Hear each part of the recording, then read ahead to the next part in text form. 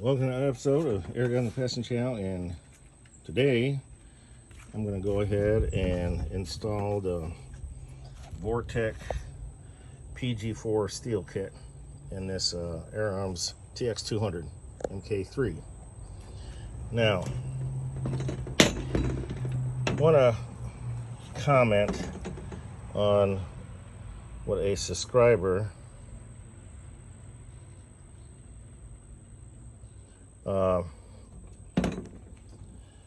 commented about the sliding breech port.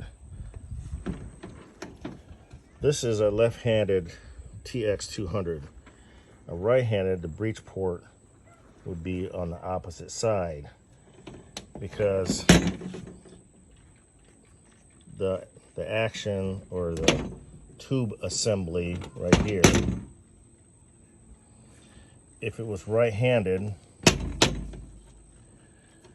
this would be on the right side, whereas since this is a left-handed version, this is on the left side, so it's cut differently. If this was a right-handed version, you would see the anti-bear trap markings on the sliding breech port, the 3 lines. Since this is a MK3 version and not the MK2, I contacted Lewis, the previous owner that I bought this TX from, and I told him what the commenter had said. You know, was questioning whether this was a MK2 or MK3. Well, it is in fact an MK3. Once I take all the guts out, you'll be able to see the sliding breech port, which is going to have the 3 lines that is hidden on this side that you cannot see. So yes, it makes it look like MK2, but the MK2 also has only 2 lines on the sliding breech port, versus the MK3 has the 3 notches, not lines, 3 notches for the MK3 versus 2 notches for the MK2. So that's the difference why you cannot see it. So when I was looking at images online, when I Googled it online, it shows the MK2 and the MK3, and the notches are visible if the sliding breech port is on the right side for a right-handed person, not visible on a left-handed TX version like this one. So I hope that clarifies the the confusion whether or not this is an MK2 or MK3. This is indeed an MK3, as I'll show you when I disassemble it. But in any event, what we got to do now is I got my little hammer here, a punch. I've got to remove this arm right here, cocking arm, and you got to knock that pin out to continue on with the disassembly of this TX200. So let me do that now off camera, remove the arm. Okay, that was fairly easy. I thought I was going to have to remove this pin right here for the cocking arm, but it turns out I didn't need to do that. This is the actual cocking arm right here, and the circlip right here goes right here. Just remove the circlip, pop the cocking arm off, and this right here is actually for mounting the stock, but it actually, it's like that. The whole trigger assembly slides in place. This is one of the easiest guns to take apart. by far a heck of a lot easier than the Virox. This right here to hold the stock in place, but it also holds the, you know, the trigger assembly and keeps the spring in place. Pretty simple. All right, so we just remove the whole spring.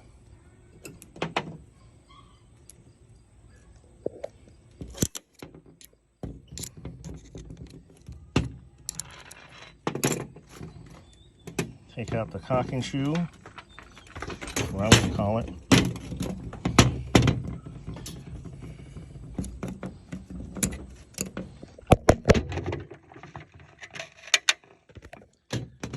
And set the phone down. This is trying to do it with one hand is next to impossible. And there's your notches that you would normally see on the outside, but like I said, this is a left-handed TX. There's 3 notches, MK3. If it was 2, MK2. And there's your piston housing. I just gotta pull the rest of it off. So let me do that. Be right back. So here we have it. The stock was on the left, and then you get the Vortek on the right. And inside the piston assembly itself, you have a bushing that fits in just like that. Drops right down. You have to make sure you remove this bushing when installing a Vortek tune kit.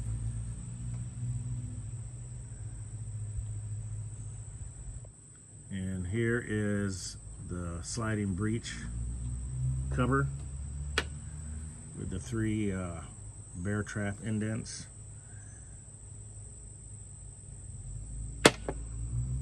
People go by whether it's a TX1, 2, or 3. Well, as you can see, this is a MK3 model that you don't see on a left-handed action. So everything is all greased up. Piston's in place. Gonna slide everything back inside the tube.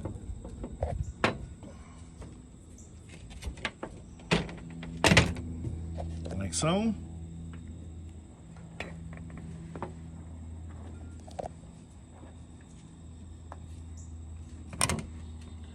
The anti-bear trap I have to unlock to continue pushing the whole assembly forward, like that.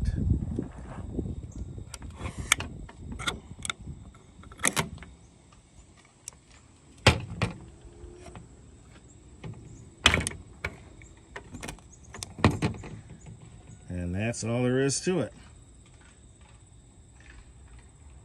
Just put the mount the trigger assembly back in place, and it will be completed. And we're going to run it across the Chroning and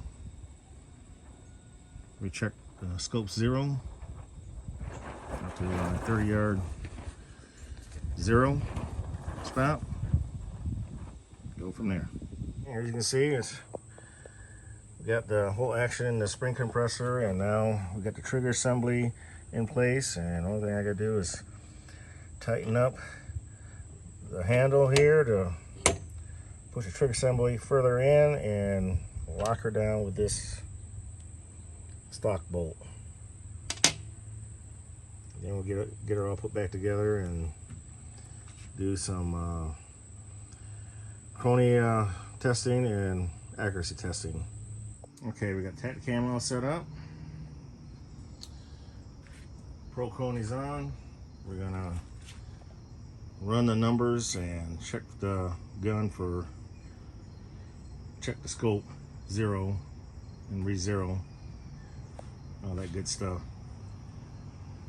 All right, you'll be able to hear the Pro Chroney on the numbers.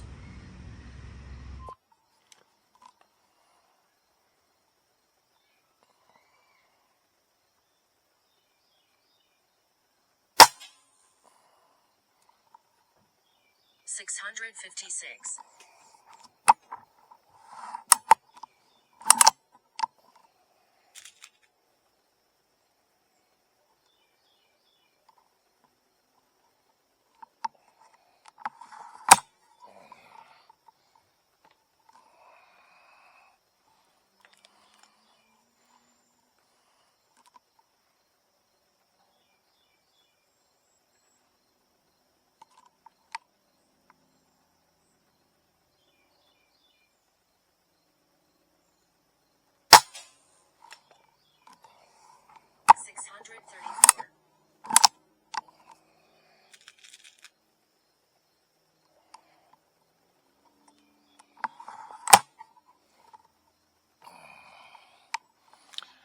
Gun is still breaking in with the new Vortek kit, so I expect the numbers to go up. Or if not, this is fine too, because it is a lot smoother shot cycle. 669.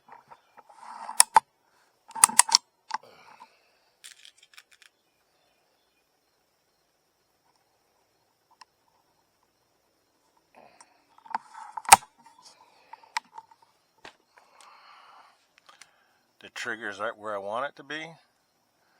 Not such a long first stage, so that's a good thing. 652.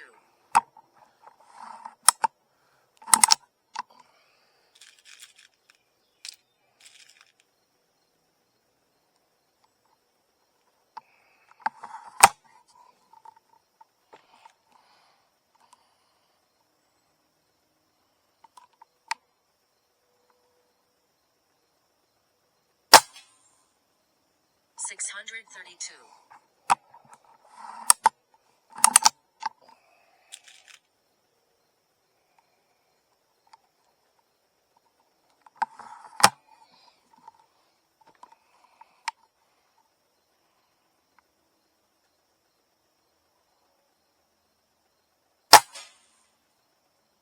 663.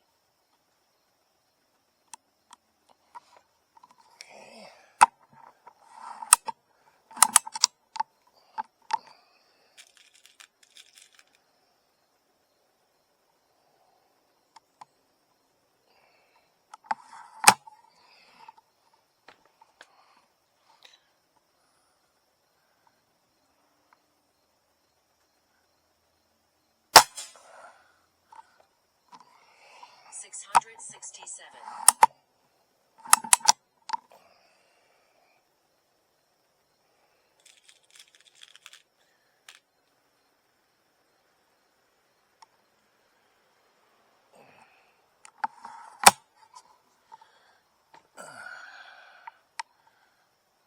As you can see, it's just blowing out that 1-inch circle down there. 662.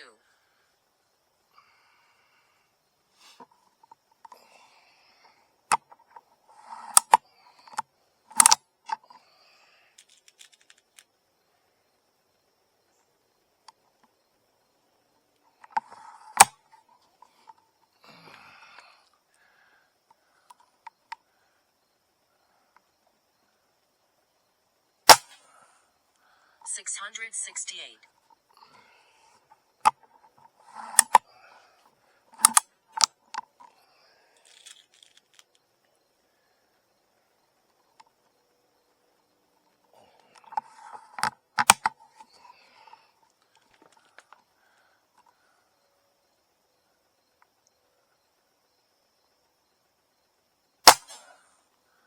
641.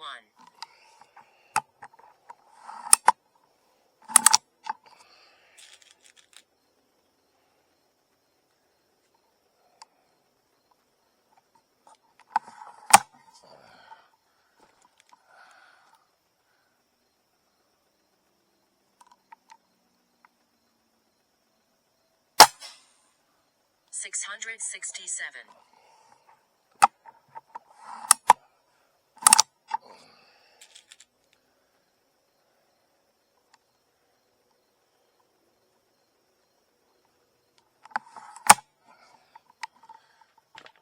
Okay, you guys pretty much know. Just looking at this gun is very accurate. 667. So let me go back in here and pick out some of these low numbers, because I know what I did wrong. If I push the pellet in really tight into the breech, I get low numbers. But if I just push it in normally, not too snug, then I get in the 600 to 60 feet range. So what I'm seeing so far is doing pretty good.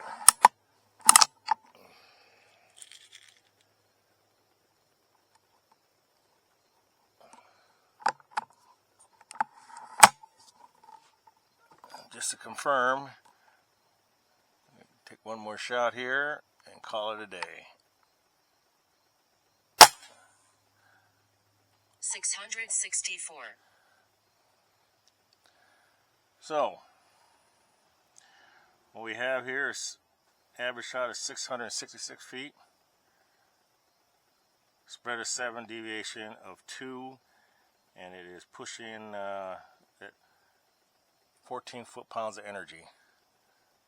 I'll take it. And this is with the Vortek PG4 steel kit. Now, I showed you earlier the factory spring versus the Vortex spring. It's like a couple coils more on the Vortex, and what that did was it made the cocking, you really gotta put a lot of heft into it to get past that bear trap, to get the spring with the piston to lock back.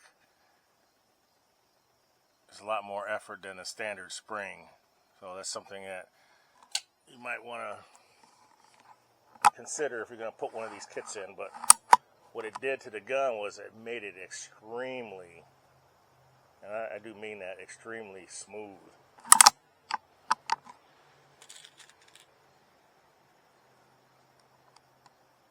As opposed to the factory one. So yes, a little more cocking effort, of course, but you know, I don't mind it, and the gun is a lot smoother now. 673. So there you have it, folks.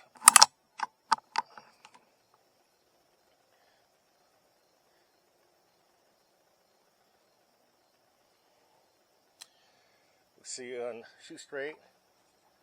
Stay safe. May your pellet hit his target. See you on the next episode of Air Guns and Pesting Channel. See ya.